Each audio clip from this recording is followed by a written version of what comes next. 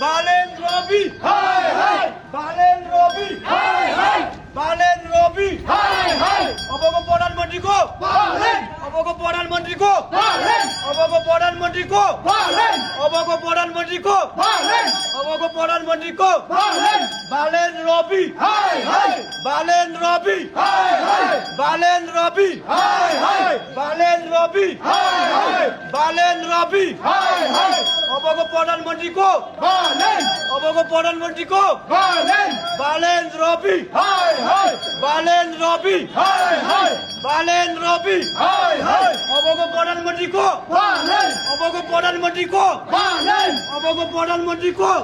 राष्ट्रिय स्वतन्त्र पार्टी रोल्पाका कार्यकर्ताहरू यति बेला बालेन रविको पक्षमा नारा लगाउँदै यो टुडेकलतर्फ जाँदै अहिले राष्ट्रिय स्वतन्त्र पार्टीका रोल्पाका प्रतिनिधि सभा सदस्य उम्मेदवार बालराम थापाले आफ्नो उम्मेदवारी दर्ता गराइसकेपछि सडकमा जे देखियो यो निकै घन्टीप्रतिको उल्लासमय यो जनमानस देख्न सकिन्छ। युवाहरू निकै आकर्षित देखिन्छन् किनभने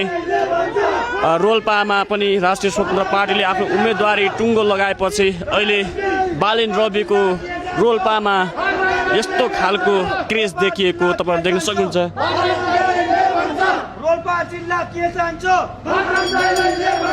रोल्पा जिल्ला के चाहन्छ रोल्पा जिल्ला के चाहन्छ